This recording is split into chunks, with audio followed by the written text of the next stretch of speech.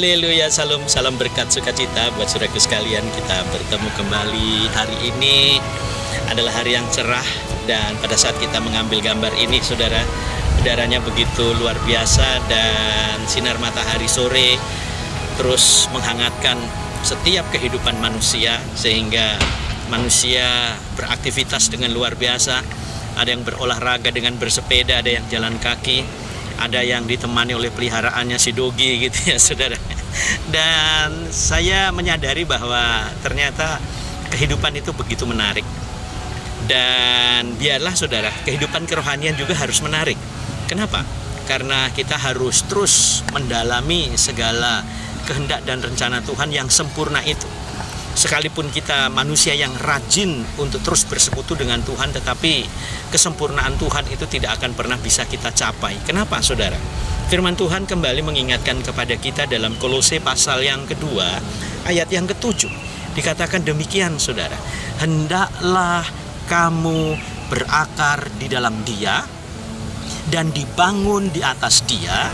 Hendaklah kamu bertambah teguh dalam iman yang telah diajarkan kepadamu, dan hendaklah hatimu melimpah dengan syukur.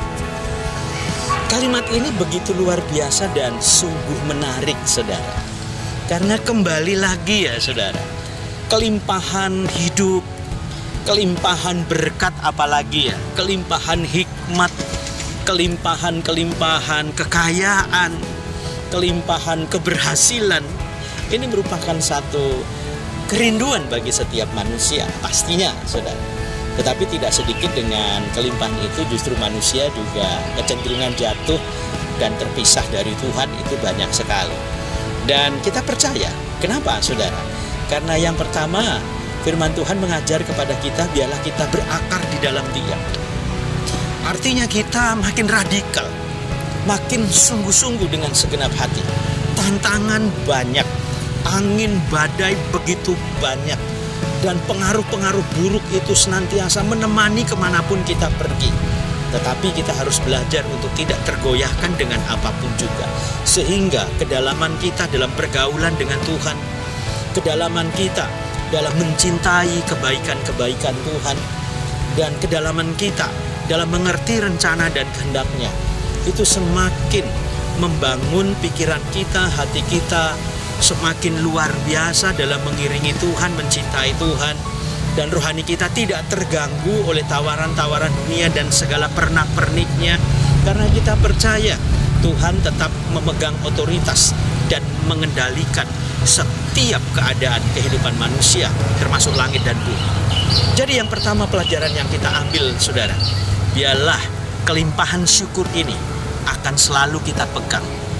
Yang kedua, kelimpahan syukur ini tidak boleh kita tiadakan dalam hati kita, tetapi biarlah ia terus berkembang menjadi sempurna. Kelimpahan syukur ini, saudara, menjadi model di dalam setiap kehidupan untuk terus kita pegang, kita perbaiki, kita renovasi setiap hati kita, sehingga hati kita benar-benar menjadi cahaya ilahi di dalam perjalanan hidup kita. Hidup kita akhirnya jadi teladan karena kita tahu, kita percaya Tuhan bersama dengan kita. Dan ucapkanlah syukur dimanapun kita berada, karena Tuhan itu baik. Sukses buat saudara dan Tuhan Yesus memberkati.